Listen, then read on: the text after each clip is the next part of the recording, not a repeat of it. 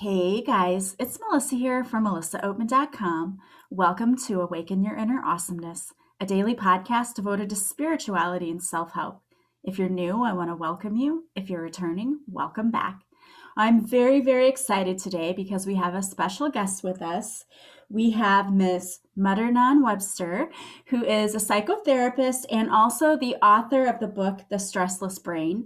And I'm super excited to really get into this topic because I know that there are so many people out there with the pandemic and everything that is going on who are experiencing massive levels of stress lately. So I am very excited to jump into this conversation. Thank you so much for being here today.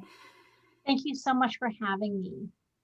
So why don't you just start by telling us a little bit about yourself and then a little bit about your book and kind of why you wrote it and how it can help people. Sounds great. So, as you mentioned, I'm a psychotherapist. I have a private practice in Northern California in Napa Valley.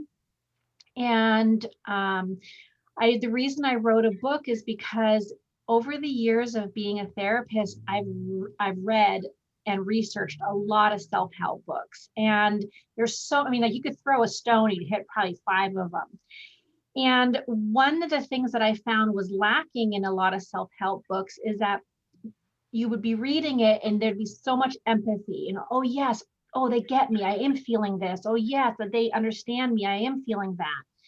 And then when you finish the book, sometimes you feel heard, but then what do I do? Like the section on what you actually can do to change your pain, your habits, your thinking, any of those things. It's a very small section of the book, or it's very confusing. Like it's not a step by step.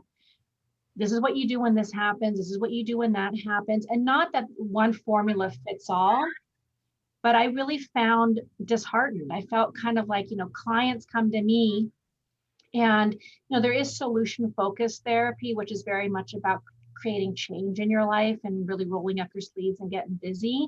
And yes, there is a time when you need time to really move through and understand, like, why am I feeling this way? What's the history? But ultimately, you don't want to be in therapy for 20 years or read, 30 books and just have empathy. You want, I think, at some point, happiness comes from change. So that's why I wrote a book, because I wanted people to actually have something concrete that once you're reading the book, there are more than half the book is tools. That's fantastic because we've talked about this on my podcast before that counseling is great, but there are a lot of counselors out there who want to focus solely on the past and how did you get where you are, but then there's not a lot of work on how do you change it and how do you achieve the goals you want to achieve for the future. So I really like that you're incorporating that in your book and in your work. So kudos for that. Thank you. I know I've had clients before when they interview me to work with me, like they say, I don't want to spend a whole bunch of time talking about my parents. And I'm like, okay, well, then I say, well, what do you want? What are you hoping when you're done working with me and you walk out of here, what's going to be different in your life? And then we work from there. That's really cool because I don't think a lot of therapists even ask that in the beginning, where do you want to be in 6 months from now? And what you're doing reminds me a lot of coaching, but you're also including the science behind that too, which is great. That's a really awesome pairing. Yeah, because sometimes when we're hurting or stuck in life or feeling anxious, depressed, and maybe we're functioning, but we're not functioning at our best, or we're just kind of getting by, especially with COVID and all, it is sometimes difficult to just be like, okay, I'm doing this because of my past. And so it's being able to look at what's happening scientifically, like what's happening in your brain and how the past might impact your brain, or how your thinking impacts your feelings. And it's your feelings that impact how you behave.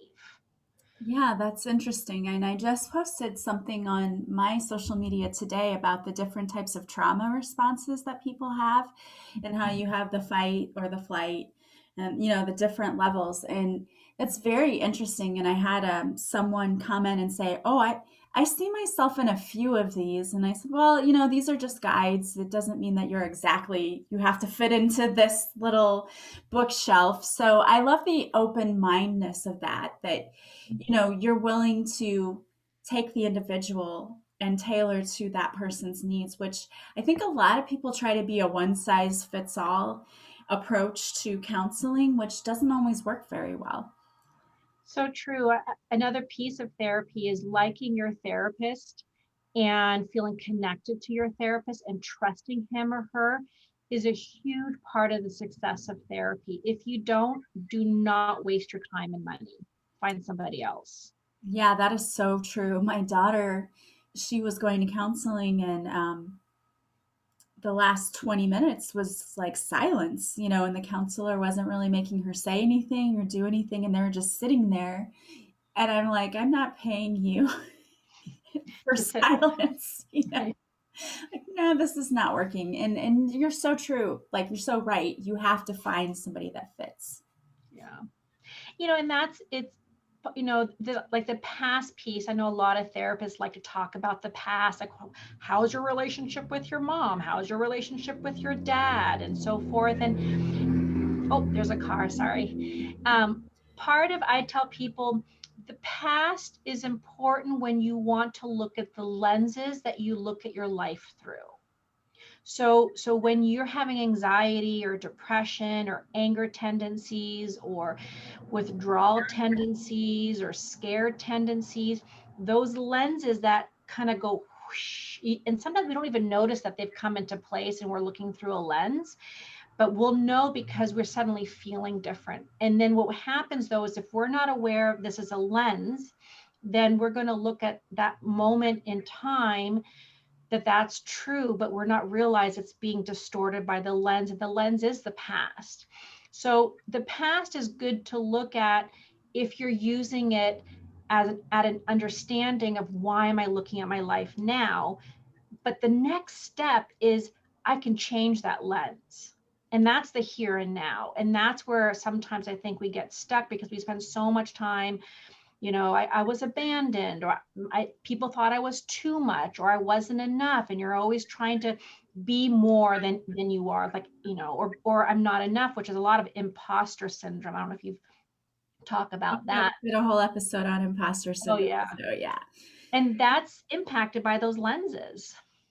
I think that's really interesting that you bring that up because we had a guest on a couple of weeks ago, and he was talking about lenses the same way, but he was talking about karmic imprints Mm-hmm. and how our karmic imprint, it's sort of the same way. It's like if you would smudge your glasses or smudge the lens, it distorts the way like that you're able to see out of that lens, and you have to kind of clear away that karmic imprint in the same way that you're comparing that to, well, the lenses are past, and how we're looking through it does distort the way that we see things or how we react to things. So, how do you get to the place where people are able to change the lens? What are some tools or some tricks or tips that you do to work with people? So in psychology, one of the things is see, being able to see how you behave. So in the woo-woo sense, it's being able to see yourself in third person. So it's not that you're splitting yourself, but it's being able to, when you're having a hard time, try to stop and imagine that you're looking at yourself from the outside. What does my face look like? And then, what's my gestures? What's going on? And then you can look at your inside through third person. Oh, a part of me is feeling angry. A part of me is feeling frustrated. So it's trying to differentiate that it's not that I'm frustrated, I'm angry, what's wrong with me? No one likes me, no one can handle me. And when we start down that road, oh man, do we go down the rabbit hole. But if we can stop and go, oh, a part of me is feeling this way. A part of me is reacting this way. So that saying the part helps to differentiate. And I always tell people, and I say this in my book a lot, if you can't see it, you can't change it. That is so true. And that's one thing that I've talked about before in this podcast is if you're in the emotional state, you can't think logically or reasonably about a problem. And so the solution isn't going to come to you because you're looking at it from the wrong perspective. And so I think that your example of just a part of you is feeling this way and look at it like a third party, that's such great advice because a lot of people don't do that. And so they feel constantly attacked Mhm. when really that's not what's going on. It's just how they're perceiving the situation to happen. And I've been guilty of that myself. Oh yeah, me too. Another, I always tell everybody, like, we all have problems. My sons say they're going to put this on my tombstone. I always say everyone's poop smells, including myself. So it is being able to look at that. And so here's the thing is people want a quick fix. They think, oh, well, if I do that for one day, then I should be able to see it and change it. No, because there's a neurological pathways in our brain that when something happens, it could be the tone of voice of your partner, it could be a certain color sweater that someone wore and you're already feeling vulnerable. It could be the sound you hear that creates this neurological current in your brain where you feel X and then your brain instantly goes in that neurological pathway and it's really hard to get out of it. So two things I wanted to share. Science actually does talk about how we pass um, emotions, trauma, and experiences and gifts and knowledge through our DNA. So the yogis and the woo-woo world has been saying this for years, and science has been catching up and saying, yes, it is true that that can be passed through our DNA. And a good example is, I come from a long line of controlling women, but I've worked on not being as controlling. But oh man, was my great grandma super controlling. I mean, she was a Yugoslavian woman, immigrant, and raising 6 kids. I mean, whoo, she was very controlling. So what happens is that once you can say that a part of me feels this way, and that becomes more familiar, then you can reflect after the event and say, okay, I acted this way. How would I like to act? And a big thing to ask yourself is, what is my objective out of the situation? And that sometimes is a roundabout way to figure out how you want to change. That's really good. And I understand the controlling thing too. Yes, I had a very controlling mother. Love her to death. Yep. But I find myself in certain ways, I'll think, oh, ooh, there's like a chill down your spine, like, oh, when did my mother's voice come out of my Right. mouth? Right. So we're literally fighting biology sometimes in the Yeah. things that we do. So that's a great way to get back to that, though. It is, what do you want the end result to be? And, when you look at it that way, you realize, okay, well, what I'm doing is not going to get me that result. Right. And, often when we get our feelings hurt, we get triggered, we get upset, our natural reaction is to be defensive. And defense creates conflict every single time. Yeah, So that makes it, sense too. yeah, we have to learn not, I tell clients all the time, don't bite the bait. And, and that is that piece of, but they did, oh, but this, they should not, but really? The minute you get defensive, you're on that, you're in, you're down the rabbit hole, as I like to say. Yeah. Yeah, I dealt with a very toxic ex-partner, and so one of the things about it was that I realized rather quickly that if you lose your emotions and you allow yourself to get angry or defensive or whatever, you're being manipulated and you're easily manipulated. And the only way to stop it was to have no reaction. Like, to be the coldest fish that there could ever be was the only thing that stopped it. Mm-hmm.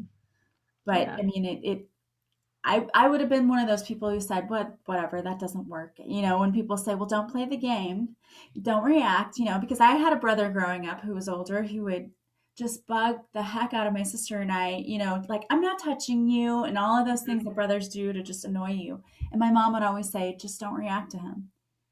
And I would think, whatever, mom, that doesn't work. But then I found out in that relationship that was what worked, was to stop having a reaction, because he knew exactly which buttons to push. And when I stopped reacting, it was like the buttons disappeared and he didn't know what to do anymore. That would make me Mhm. upset. And that's part of, I know that you talk about this in your podcast a lot, which is awareness. And being self-aware, we realize sometimes, a lot of times, things don't matter. Like the things that we get upset about, the things we get all worked up about, the things we react, is just like we create these big stories inside of us. And that's where biology kind of gets in the way, is our minds are so powerful that you think something long enough, your body will react in fight or flight. Your body, your stomach will clench. You might even, have a little sweat. And then you think, oh, it's true what I'm thinking. No, it's not. It's just that your mind's so powerful. I always tell people, go to Netflix, go on, go to the movie theaters. All these wild, crazy, movies and shows come out of someone's brain. So our minds are pretty powerful. So coming back to that awareness concept, it's about, well, how does one become aware? And that's where the tools in my book and that I teach with my clients, which is meditation. And there's different kinds of meditation. There's silent meditation, there's chanting meditation, there's moving meditations, there's prayer meditation, there's lots of different kinds. And they have found that with meditation over a period of time of practicing it, you can actually change the neurological pathways in your brain. So, but again, it's not one time, Right. it's that repetitive repeating of the same, chanting or breath and, or movement that helps over time to become more aware, so that then you can react different because you're then responding instead of reacting. And then over time, that changes how the brain reacts to the sounds, the sweater color, or the words, or whatever that trigger might have been. Yeah. And do you have any tips for, let's say, anyone who maybe experiences panic attacks, Yes. and a quick way to bring them out of that state? So there's a couple of them. One is, and this has happened as a psychotherapist, I do get sometimes texts like, "Oh my God, I'm having a panic attack and I can't function, and I can't stop breathing heavy," and you can hear, yeah, not that I'm hearing them, I can read the text that's just escalating and escalating.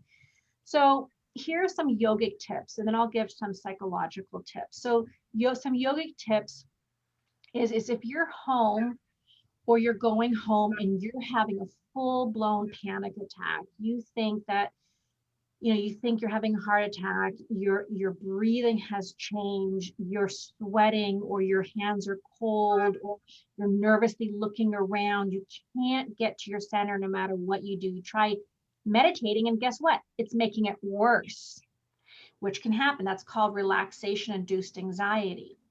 So what you do, this is kind of a weird one, is that you jump in you first have a big glass of water, like a good 8 ounces, and you drink it really fast because you want to flush out your kidneys. And the yogis believe that the kidneys hold the emotion of fear. So water can be a conduit to change. Water can be a healing for change. So you drink a big glass of water, not soda, not milk. It's got to be water. You chug that big glass down, and then you hop in a cold shower. And you rub your body as you're in the cold shower. It doesn't have to be for a long time. It could be 3 minutes, but you're in there and you're rubbing and you're breathing, but that shock of the cold water shocks your nervous system to be able to come back into alignment. When you get out of the shower, you're toweling off, you're consciously focusing on your breath, big belly inhale, exhale, pull that navel into the back of the spine. The yogis believe that activates the awareness kundalini energy, which resides 3 inches below the belly button. So that breathing helps to activate it. After that, you're going to go pee, and you're going to empty your bladder, because remember, you get that big glass of water and it flushes you. It sounds interesting, but I've had clients do this, and then I tell them to go for a walk and just, name tree, pretty flowers and get yourself out of your body, out of your mind, and be walking. And sure enough, 30 minutes later, 45 minutes later, oh, Madhur-Nain, I feel so much better. Thank you. Yeah, I could see why that would definitely bring you out of that. Um, because we have to take our attention away from where we're stuck. So the resetting the central nervous system is super important for that. I wouldn't like the cold shower part, but I know. And again, this is like, these are, sometimes desperate times call for desperate oh, measures. for Sometimes, sure, for sure. And I think, I definitely try it. I'm a big proponent of try it once. If some things work for some people and not for others, you have to really try all the tools in your toolbox to see what really works for you, because you'll find tools that are awesome and they're amazing for you. And you may find some and then you go, it doesn't really help me. That's okay. It's not a one size fits all. You'll mhm, find some that do and some that don't. So try them all, even the cold shower, because you yeah. never know how that might help you. And, or maybe if it's not a full blown panic, you just try the glass of water. This psychologically, if you're not so lost in your panic where you're thinking like I'm going to die, which is often like the worst panic, you can work with yourself by writing down. This is psychological intervention. You write down the negative thoughts you're having. This is a David Burns intervention, who's one of the founders of cognitive behavioral therapy. So you write down the negative thoughts, and then make a list, and then you go back to the first one. You ask, on a scale of 0 to 100, how much do I believe this right now? And you might say, I believe it's 100%. And then you can ask yourself, well, what's the opposite of this? Something that's positive that would knock this out of the ballpark. And then you would say, okay, you think of something, you write it down next to it, and you ask yourself, on a scale of 0 to 100, how strongly do I believe this positive cognition, this positive thought? Or I only believe it 3%. Okay, so then you would ask yourself, what would I need to do or say to myself that would help this number go up? What would I need to do or say that would help me believe this positive thought more? And you would write, you would, okay, well, maybe if I went for a walk, okay, well, then you go put on your shoes, put on your jacket, walk out your door, walk around the block 3 times, come back, look at your positive thought, and ask yourself, on a scale of 0 to 100, how strongly do I believe this? Oh, I believe it 35%. Okay, read your negative thought. How strong do you believe that now? Okay, now it's 85%. So you can do, and his book does that as well. But that is something that you can do. It's a very behavioral, psychotherapy.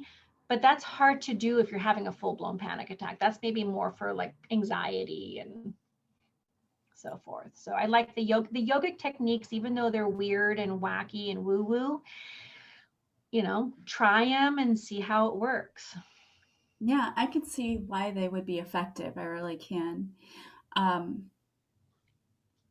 what do you suggest for someone who is maybe feeling like they're stuck and they can't get out of this depression or anxiety? Because I know personally my children have both suffered from that. Unfortunately, it was a hereditary thing for them.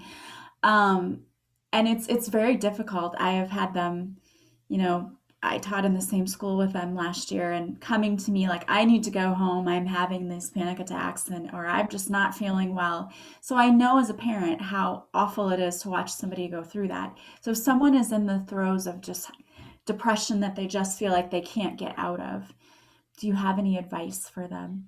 Yeah, well, there's two things that I would like to talk about is the word depression and the word stuck. So the first thing to really work on would be the word stuck. It's almost like that's, if you do depression before stuck, it's like putting the cart before the horse. So the word stuck is often when we can feel paralyzed and we feel like we can't see any solutions to get out of how I'm feeling. And so yogically, we believe that has to do with a lack of creativity and a lack of creative energy inside of you. And creativity is a very, very important part of being human to the journey of happiness, because it is in creativity that we're able to see outside the box. If we feel stuck, we're often saying, I'm so depressed. What's wrong with me? I'm so depressed. I can't get out of it. I'm just depressed.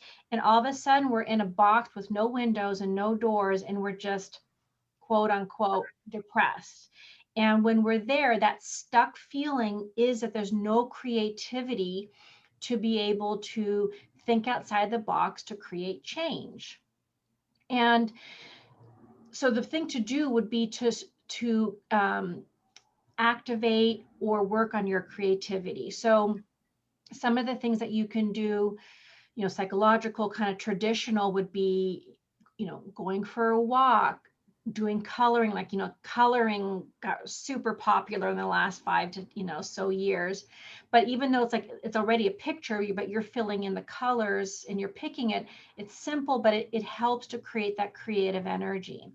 The yogic tradition is that creativity is part of the second energy center, the chakra, and that by activating that energy center, that you're able to create more creativity in your life. So often, doing spinal flex, which is you could be sitting on a chair, you'd have your hands on your thighs, your spine is straight. You try to keep your ears, shoulders, and hips aligned, and you would inhale as you bring your chest forward, and you would exhale as you curve your spine, keeping your head forward. You'd be inhaling forward, exhaling back, and you would visualize the energy moving in the lower triangle, which is the first, second, and third, and moving that energy up. So that would be more somatic work of getting into the body, but you're visualizing the energy moving. The other thing I also do is that there's another exercise where you do ego eradicator, which is an exercise where you bring your hands, your fingers curl into the top part of your hand with the thumbs out. You bring your arms up to a V out from the shoulders above you, kind of like Wonder Woman stance, but your fingers are curled in, and you hold this posture, and you're doing breath of fire, which is a quick breath in and out through the nose. Mouth is closed, and you would do that steady breath. The best way to practice it is you pant like a dog, and then you close your mouth, and you would continue that same rhythm. So again, you're using your breath to activate your navel center, but also activating your second chakra. The reason your arms are out is that helps to expand your magnetic field, which is your aura around you. So even science talks about everything has a magnetic field. When we feel depressed and stuck, our magnetic field most likely is weak and kind of dull, maybe has little holes in it, and we're just feeling stuck in that. So you want to do things that are very expansive. Tai Chi is a good exercise because it's very much of the hands and the motion of movement that helps also to strengthen your magnetic field. Ego eradicator does that. So you're working on getting energy flow moving so that your creativity gets activated. And then when you're feeling more creative but still depressed, you're able to go, okay, there's no walls and no window, there's no windows and no doors. But wait a minute, the top of the box is open. There's no roof. So I can get out of my depression, and I can do, and then you go into the next stage. One last little tidbit that I've learned recently, which is there's 4 things that we can do daily that help us to be less depressed and set us up for success, which is daily meditation, good sleep, gratitude, and exercise. Yeah, that's great. I think having a routine of things that you do every day to keep you centered and balanced and grounded is really important, especially if you already know that, oh, I'm prone to depression and to these things. It's important to have those things in place. I love those ideas. I've never done Tai Chi before, but I love the movement thing. I'm all about that. Like, if I'm having a bad day, I like dancing. Like that's my Yeah, thing. I love it. So Zumba is like my thing because it's exercising, but it's also dancing. And so, I'm dancing like nobody's watching. right. And it's making me feel better, and I'm doing something that I know is good for my body. So I think it's kind of twofold, not only are you doing something that's going to help you and your mind and expand your creativity and all of that, but it's also going to make you feel better because when we do things that are good for our bodies, don't you just automatically sometimes feel like, yeah, I'm a rock star today because I drank water or because I did, something that I know I should do that's healthy for, at least I do. Maybe I'm just a nerd, but No, I mean, there's things that happen in our brain that create that response. I mean, exercise does change the brain. Drinking health, drinking water, eating healthy foods, making sure we're getting lots of good proteins. All of that helps our mood. Sleep. I read another very interesting thing a while ago. They say if you have a bad sleep in one night, it decreases your immune system by 35 to 40%. wow, One night. I mean, wow. that's crazy. Do you know how many people have trouble every single night? Oh, I know, I know. My daughter did for like a year. It's, She had yeah. trouble sleeping. She just could not. And I know a big part of hers, again, is like everything was off and she had the depression thing going on. And when you're going through depression, your sleep patterns are usually off because you either want to sleep all the time, Mhm. as you're sleeping when you shouldn't be sleeping, especially if you're a teenager. If you're an adult, usually you have responsibilities, you have to get out, you have to go and do things. But teenagers, it was hard for me to even know that there was depression going on because what do teenagers get accused of doing all the time, right? Right. Like sleeping in, sleeping late. So Yeah. that is a sign that definitely parents need to look for, is that if your child's sleeping an excessive amount or seems to, it's really a fine line though. It's hard to tell with teenagers. It is. I mean, I think part of it is are they getting restful sleep and are they able to relax?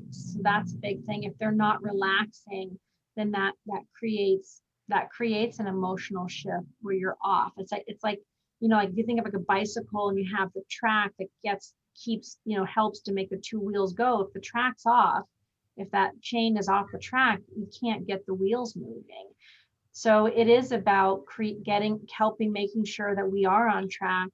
In my book, I have a lot of chanting meditations, and often people are like, "Oh, that's so weird. I don't feel comfortable." And I always tell people, you know what? Two things. One is chanting has been around since the beginning of religion, since the beginning of time. Singing hymns in church, reading the Bible or holy scriptures out loud as a congregation or community is basically chanting meditation.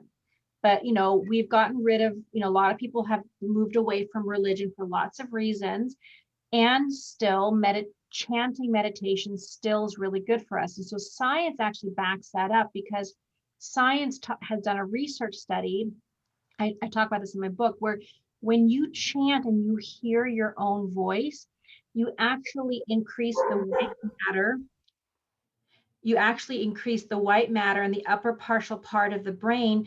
And white matter helps us to emotionally process life.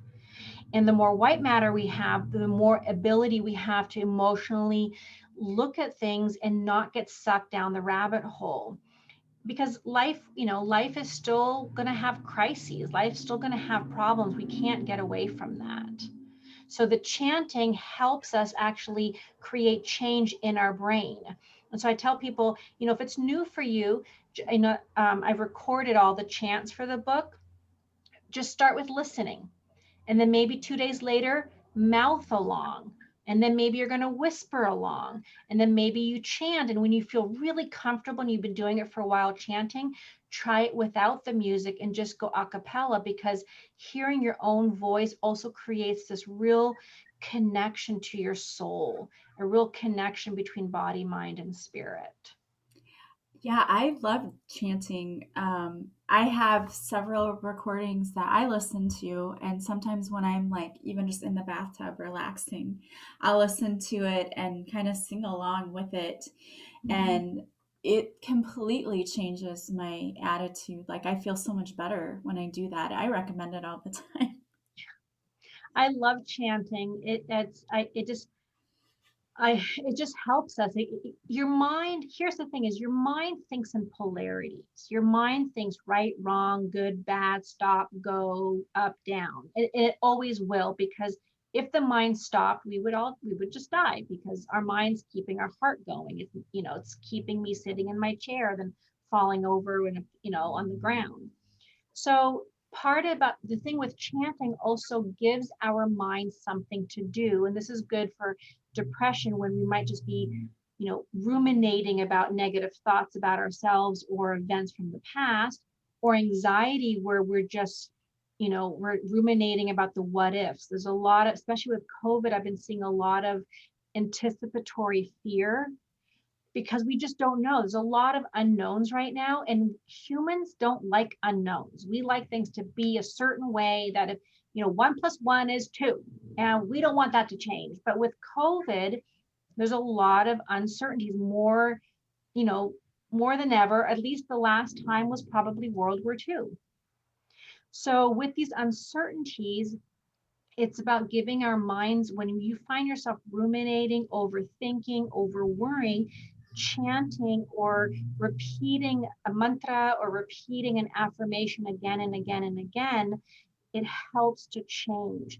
When you have a negative thought, it's not enough just to say one positive thought. You have to come up with three positive thoughts to knock a negative thought out of the ballpark. Yeah, absolutely. Well, if somebody wants to buy your book, because it sounds like you have so much helpful and useful information in your book, if they wanted to purchase your book or follow you, how can they do that?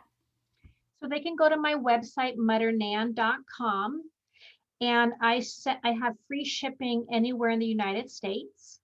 And you also can get my book on Amazon, of course, as well. And if you have Prime, you have free shipping. But I offer free shipping as well, anywhere. And then I'm on Facebook and Instagram, but I'm more active on Instagram, and that would just be my name, Madhur-Nain. Okay, awesome. Well, I want to thank you so much for being here. This is such a great conversation. So I always ask my guests this, but if you could leave our audience members today with one piece of advice or some words of wisdom, what would that be? I want to leave two. So two quotes that I love. One is, breathing keeps you alive, meditation keeps you sane. And one of my mother's, which is, life without crises is life in a coffin.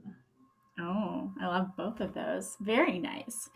Well, thank you again so much for being with us today. I am looking forward to continuing reading your book, and I know that there are probably a lot of people out there who are going to go rush and purchase it. So I hope you do, because this was such a great conversation, and I can't wait for people to expand on that. Thank you so much. Thank you. And I forgot to say, my book comes with 37 digital downloads free with the book. So you're getting a book and you're getting 37 meditation files Oh, awesome. for free with the book. That is amazing. I love that. Thank you so much. Thank you so much for having me on your show. And I want to thank all of you for being here with us today, too. As always, if you like this podcast, please subscribe. Please leave a positive review from wherever you're listening. You can leave me some stars on iTunes. The best compliment you can pay me is to refer me to others. So thank you for those of you who've already done that. Don't forget to follow me on social media. I go live Mondays at 6:30 Central on Facebook, where I do a free card reading. And if you show up for the live, I'll pull a card especially for you. Also, if you want to work with me, you can go to my website, melissaoatman.com. There you'll see all the services I offer, and you can book directly from my website. If you want to download the free Heart Chakra guided meditation, you can do that. You can click on the link in the show notes, and you can put in your email, and it will send you that free Heart Chakra meditation just for you. Thank you guys so much. I hope that you have a beautiful day from wherever you're listening. As always, I am sending you so much love and light, and I will talk to you soon. Bye, guys.